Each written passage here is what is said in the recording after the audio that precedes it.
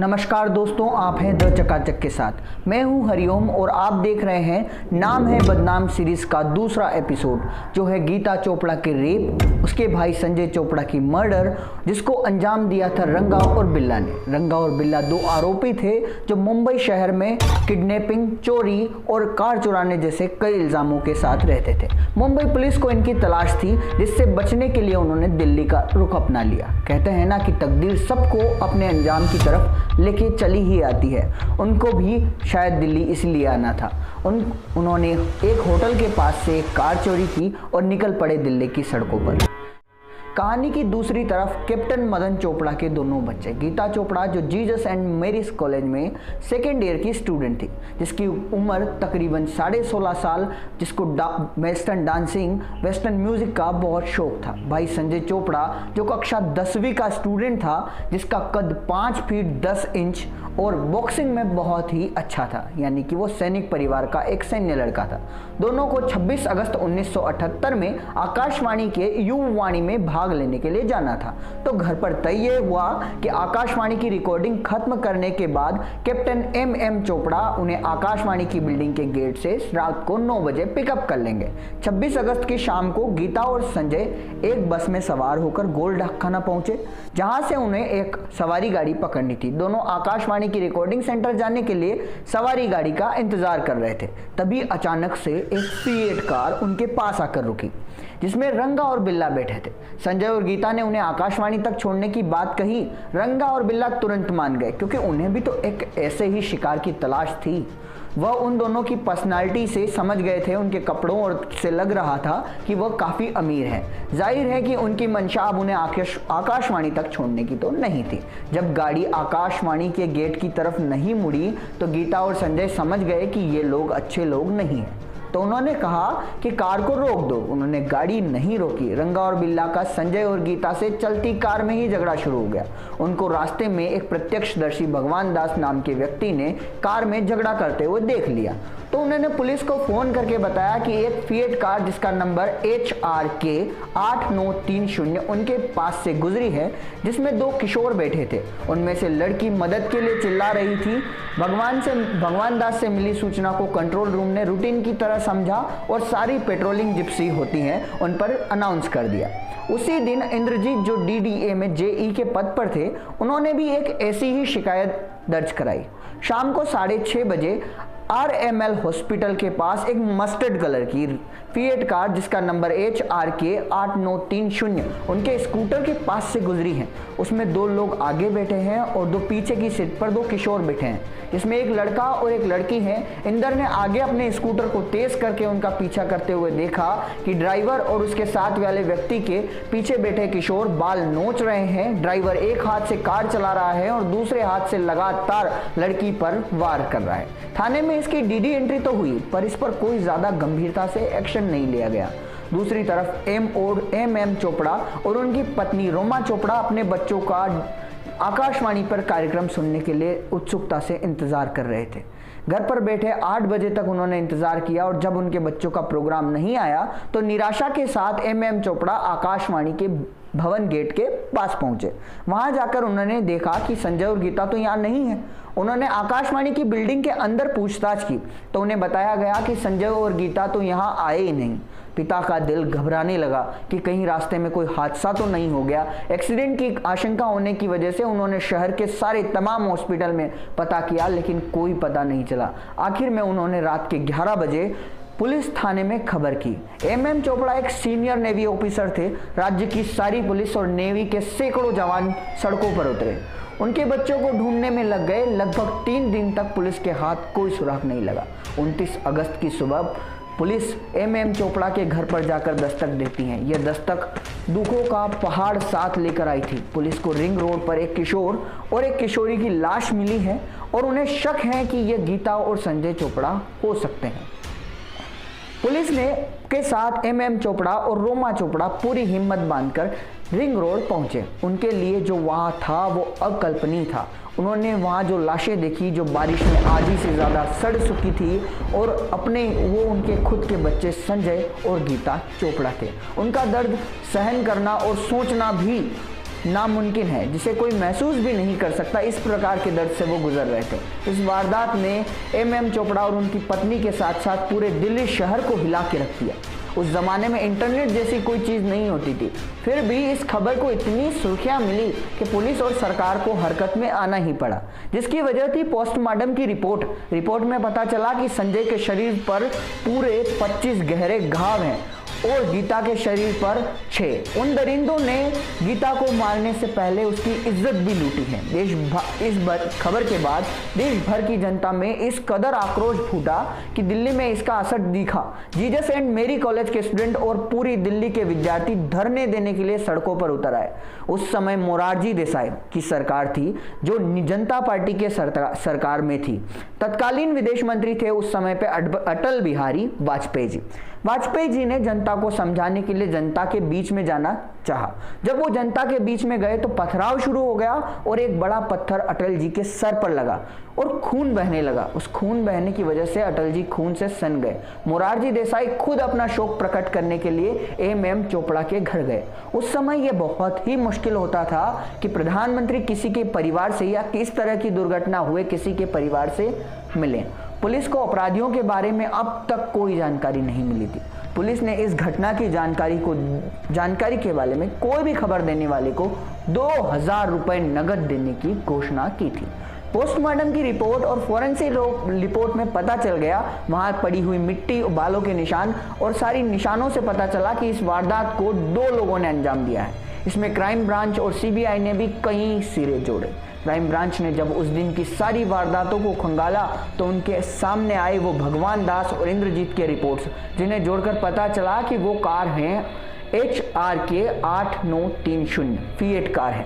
Transport विभाग से पता चलाया गया कि HRK 8930 रविंद्र गुप्ता निवासी पानीपत की कार है। तो पुलिस तुरंत निकल पड़ी और पानीपत पहुंची।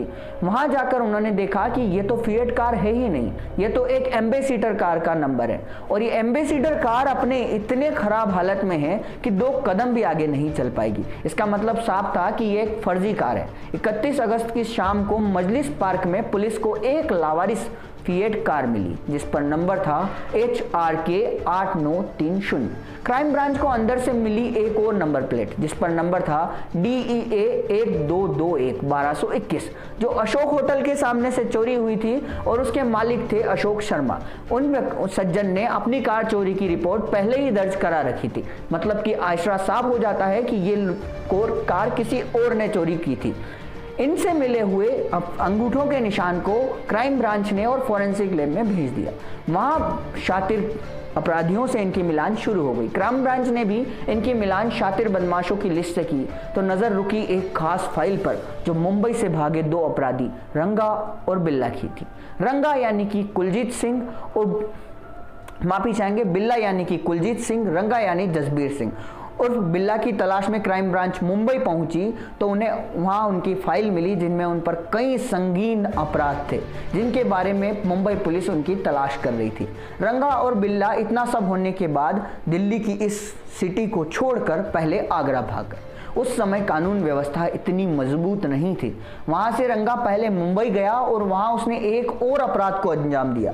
फिर आगरा आ गया। आगरा से दिल्ली लौटते वक्त उन्होंने अपने जीवन की सबसे बड़ी गलती की। वो ट्रेन में बैठते वक्त कालका मेल एक्सप्रेस के सैनिकों से भरे हुए डिब्बे में घुस गए, जहां उनका सैनिकों से झगड़ा हो गया। तब उनमें से एक सैनिक ने उनसे कहा कि अपना आई कार्ड दिखाओ, तो बिल्ला ने रंगा से कहा कि भरा हुआ आई कार्ड दिखाना। इससे सैनिकों को शक हो गया। उन्होंने उनको पकड़ लिया और जैसे ही दिल्ली स्टेशन आया उन्होंने आरपीएफ के पुलिस जवानों के हवाले कर दिया। आरपीएफ पुलिस उन्हें जब पुलिस स्टेशन लेके गई तो क्राइम ब्रांच हैरान हो गई कि जिन अपराधियों की उन्हें तलाश है ये तो वही दोनों हैं। क्राइम ब्रांच ने उन्हें पकड़ा और सीबीआई के हवाले सौंप दिया।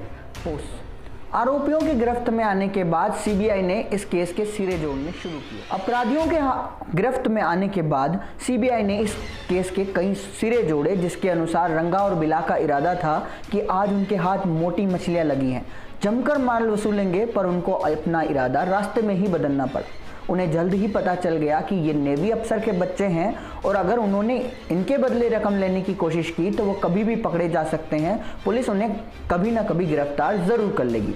रंगा और बिल्ला रिंग रोड के जंगल इलाके में सुनसान जगह गाड़ी ले गए, जहां उन्होंने गीता और संजय को नीचे उतारा। संजय की उम्र जरूर कम थी, लेकिन उसके इरादे मजबूत थे। वह एक सैनिक परिवार का लड़का था और साथ में एक गजब का बॉक्सर भी। बहन की इज्जत को खतरा पाकर उसने रंगा और बिल्ला से लड़ने की कोशिश की। इसी पकड़ा पकड़ी और झगड़े में संजय के हाथ गाड़ी में रखी एक तलवार आ गई और उस तलवार से उसने उनके साथ लड़ाई करने की कोशिश की, पर मासूम किशोर उन शैतानों के साथ ज़्यादा देर लड़ नहीं सका। उन्होंने उसी तलवार से संजय के शरीर पर तब तक वार किए जब तक वह खून से लथपथ होकर नीचे नहीं गिर गया। फिर उन्होंने बारी बारी से गीता से अपने हवस की आग बुझाई।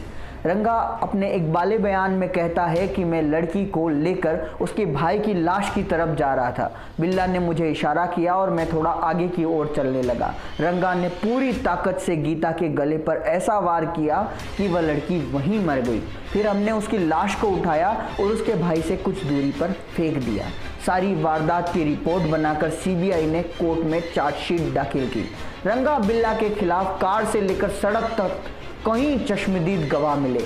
मामला पोस्टमार्टम के बाद अब रेप और मर्डर का था, तो पटियाला हाउस कोर्ट ने इसे संगीन अपराध मानते हुए एडिशनल सेशन जज के कोर्ट के जज एडमिरल वोरा ने उन दोनों को फांसी की सजा सुनाई।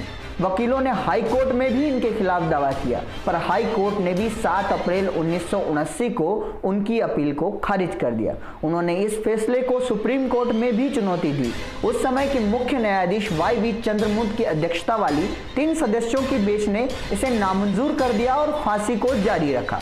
रंगा और बिल्ला का जेल में बर्ताव पता चला। रंगा एक खुशमिजाज इंसान था।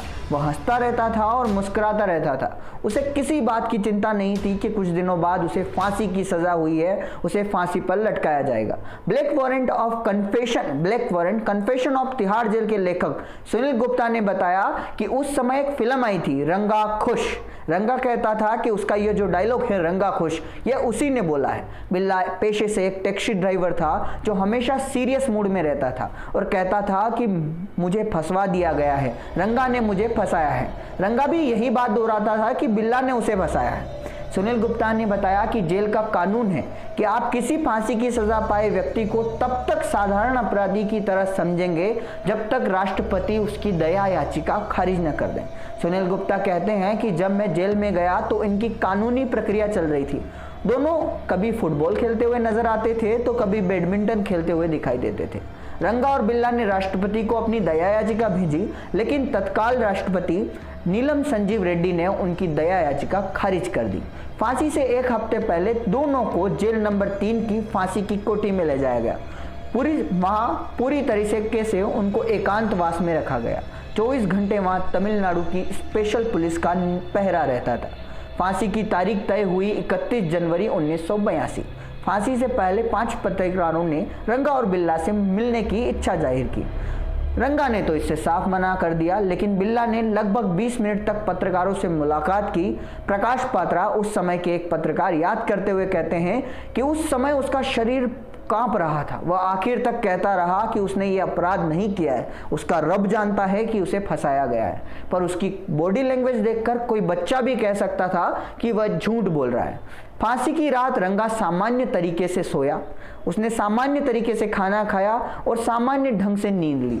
बिल्ला ने न तो सारी रात खाना खाया, न पूरी रात में एक पल के लिए सोया।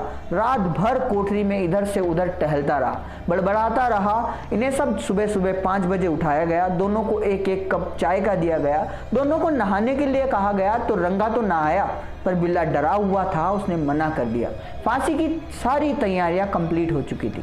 फांसी की रस्सी बक्सर जेल से मंगवाई जाती है। यह स्पेशल होती है, इसे खरीदा नहीं जाता। फांसी के लिए फरीदकोट से फकीरा और मेरठ से कालू जल्लाद को बुलाया गया। ब्लैक वारंट की सह लेखिका सुमित्रा चौधरी कहती हैं कि कालू और फकीरा दोनों लेजेंडरी थे। एक प्रथा सी बन गई थी कि दोनों किसी को फांसी देने से पहले ओल्ड मंक शराब पीते थे। उनका कहना था कि चाहे कोई जल्लाद ही क्यों ना हो, अपने होशो हवास में किसी इंसान की जान नहीं ले सकता। जेल के कानून में इन्हें सिर्फ एक फांसी पर 150 रुपए देने का जिक्र है, जो बहुत ही कम है। सारी तैयारी के बाद दोनों के चेहरे काले कपड़े की थैली से ढक दिए गए ताकि वह बाहर का कुछ न देख सके। आखिर समय में बिल्ला सिसक रहा था।